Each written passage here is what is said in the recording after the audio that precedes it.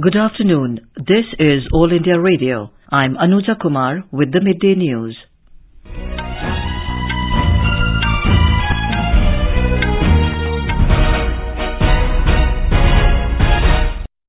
The headlines. Both houses of parliament adjourned till 2 p.m. amid uproar over Congress leader Rahul Gandhi's remarks in London on democracy in India. Uttarakhand government approves 10% horizontal reservation for statehood activists in government jobs. US and allies unveil nuclear-powered submarine plan for Australia to counter China's ambitions in the Indo-Pacific region. China to resume issuing various categories of visas for foreigners from 15th of March. And in Women's Premier League cricket, Mumbai Indians to clash with Gujarat Giants in Mumbai at 7:30 this evening.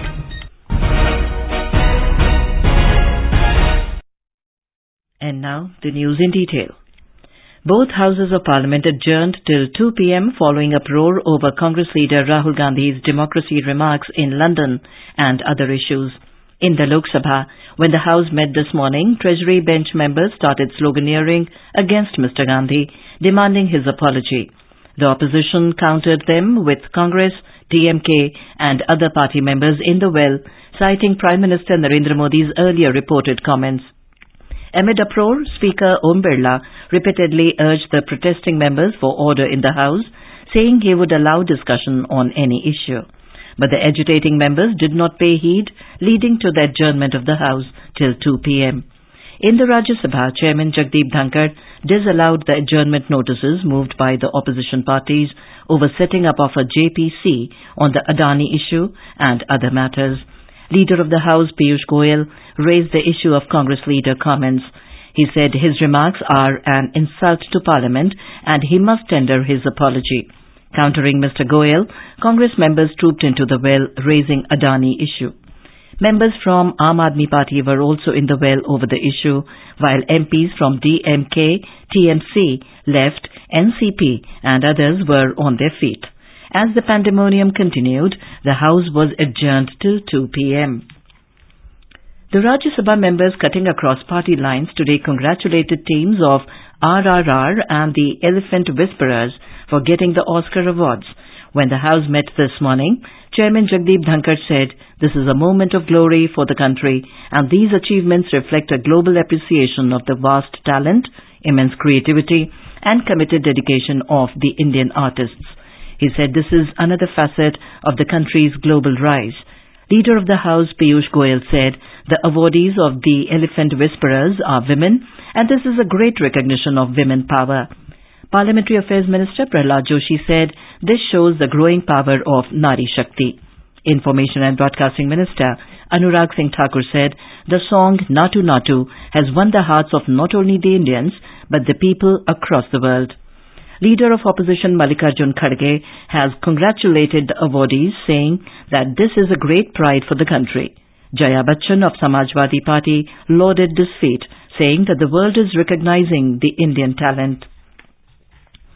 Congress, TMC, Aam Aadmi Party and BRS today held protest on Adani Group issue in the Parliament complex. The members from Congress, TMC and AAP along with BRS staged separate demonstrations demanding a joint parliamentary committee probe into the matter. Displaying placards, they raised slogans in support of their demand. Information and Broadcasting Minister Anurag Singh Thakur has demanded an apology from Congress MP Rahul Gandhi for his allegedly insulting remarks against the Indian democracy outside the country. Talking to media in New Delhi today, the minister alleged that the Congress is running a campaign against the country. Mr. Thakur said the Congress leader should refrain himself from making anti-national remarks on foreign soil and apologize to all the citizens of the country. आप emergency जैसी situation की बात media पर करते हैं। याद करो आपकी ही सरकार थी, आर्टिकल 356 का दुरुपयोग किसी ने किया तो कांग्रेस ने किया। भारतीय जनता पार्टी के नेताओं को जेल में महीनों तक डालने का काम, मीडिया को बंद करने का काम ये कांग्रेस के समय हुआ है। और देश से बाहर जाकर आप देश को बदनाम करने का काम करते हो, भारत को दुनिया भर में बदनाम करने का काम करते हो। राहुल जी, आपको तुरंत वापस आकर सदन में जहां देश से माफी मांगनी चाहिए, सांसदों से, संसद से माफी मांगनी चाहिए। The government today reiterated that it does not interfere in the functioning of the press and is committed to uphold its freedom in the country. In a written reply in the Lok Sabha today on Press Freedom Index, Information and Broadcasting Minister Anurag Singh Thakur said the government does not subscribe to the views of the World Press Freedom Index published by the foreign NGO Reporters Without Borders. He said the centre does agree to the conclusion drawn by the organization for various reasons, including very low sample size, low weightage to fundamentals of democracy, and adoption of methodology which is questionable and non-transparent. Nokia President and CEO Pekka Lundmark met Prime Minister Narendra Modi yesterday. In a tweet, Mr. Modi informed that both of them discussed aspects relating to technology and leveraging it for the welfare of the society. The Prime Minister said that discussions on the country's strides in building next-generation digital infrastructure also took place. During the meeting, he discussed the aspects of supporting India in its 6G ambitions. This is All India Radio giving you the news. For quick news updates round the clock, follow us on our Twitter handle at AIR News Alert. In Uttarakhand, the government has given approval to the 10% horizontal reservation to the statehood activists in the state government job. The decision was taken in the cabinet meeting held at Bhadari Sen under the chairmanship of Chief Minister Pushkar Singh Dhami. The cabinet has also given an approval to a new solar policy and to the proposal of increasing MLA Local Area Development Fund from 3 crore 75 lakh to 5 crore per year. Union Minister Dharmendra Pradhan has expressed concern over the rising incidence of forest fire in Odisha. In a letter to the Union Environment and Foreign Minister Bhupendra Yadav yesterday, Mr. Pradhan has said that from November 2022 till date, more than 870 incidents of forest fires have been reported in the state. A report. Mr. Pradhan has further drawn the centre's attention to the fact that the incidence and intensity of jungle fire this year could be more than what was experienced in the year 2021 that witnessed about 52,000 fire incidents in the forest. Even as large jungle patches across the state, including certain areas of the famed Similipal Biosphere Reserve, are reported to be in the grip of raging fires, Mr. Pradhan has called for aerial intervention to arrest the fires. He has also sought a long-range solution to the annual recurrence of such jungle fires in the state through a high-powered committee. Girish Chandra Das, AIR News, Bhubaneswar. A constitution bench of the Supreme Court has dismissed the curative petition filed by the centre seeking to reopen the settlement with the Union Carbide Corporation, which is now Dow Chemicals, to claim additional compensation of 7,844 crore rupees for victims of the Bhopal gas tragedy. It noted that settlement can be set aside only on the ground of fraud, but no ground of fraud has been pleaded by the Union of India. However, the Apex Court directed that a sum of 50 crore rupees lying with RBI ought to be utilized by the Union government to satisfy pending claims. A bench comprising Justice S.K. Kaul, Justice Sanjeev Khanna, Justice A.S. Oka, Justice Vikram Nath and Justice J.K. Maheshwari had reserved the judgment on 12th of January 2023. In Mumbai, one person was killed in a huge fire that broke out in a slum in Malad East. The identity of the deceased is yet to be known. According to BMC, the blaze erupted at around 5 p.m. yesterday in Appapada area of Malad East. It said that the fire spread across 800 hutments and was further aggravated when over a dozen LPG cyclometer explosions occurred. This is the second fire in the same area within a month's period. Last month, a 12-year-old boy had also died, while 8 others were injured after a blaze erupted in over 25 hutments around the same locality.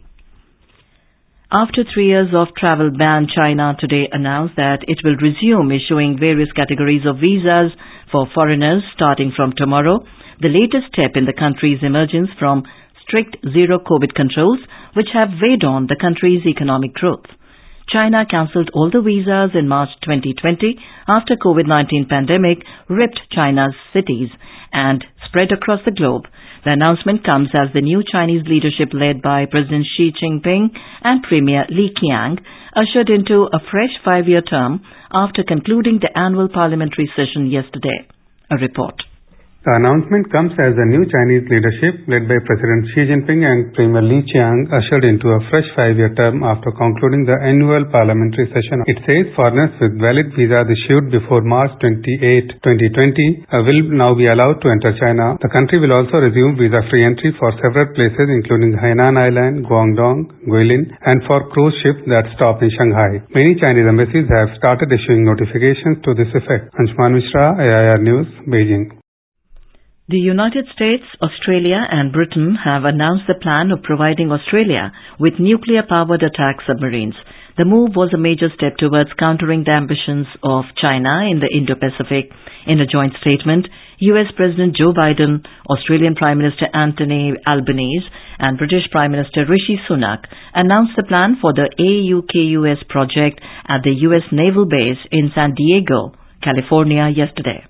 Honored to be here to welcome Prime Minister Albanese and Prime Minister Sunak. And it's my honor to welcome you both to the United States as we take the next critical step advancing the Australia-US-UK partnership AUKUS. Today, we're announcing the steps to carry out our first project under AUKUS, developing Australia's conventionally armed nuclear-powered submarine capacity.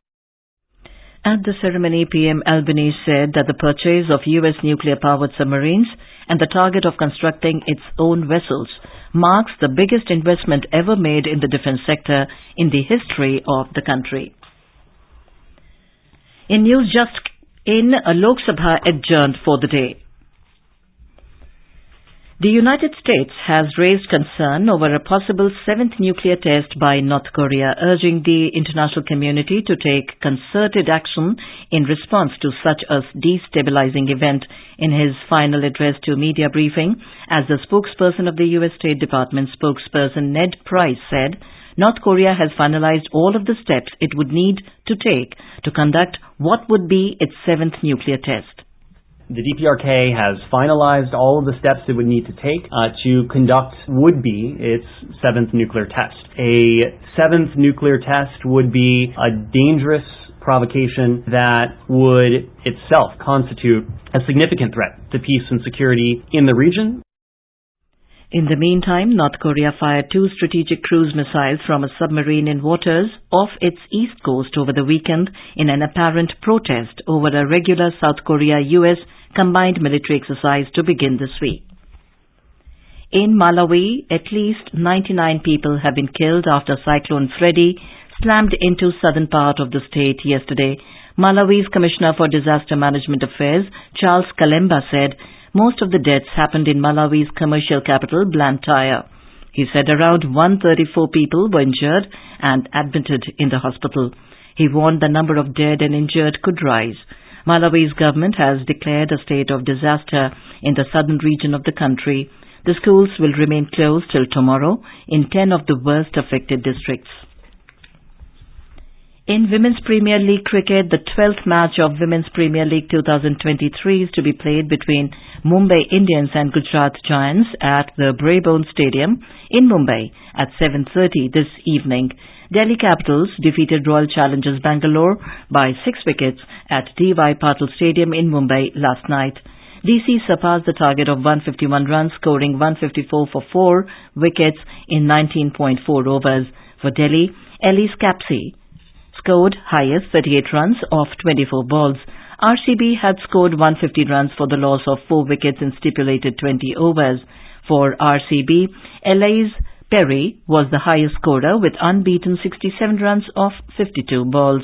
Earlier, Delhi Capitals captain Meg Lanning won the toss and opted to bowl against the RCB. And now, before we end the bulletin, the headlines once again. Both houses of parliament adjourned till 2 p.m. amid uproar over Congress leader Rahul Gandhi's remarks in London on democracy in India. Uttarakhand government approves 10% horizontal reservation for statehood activists in government jobs. US and allies unveil nuclear-powered submarine plan for Australia to counter China's ambitions in the Indo-Pacific region.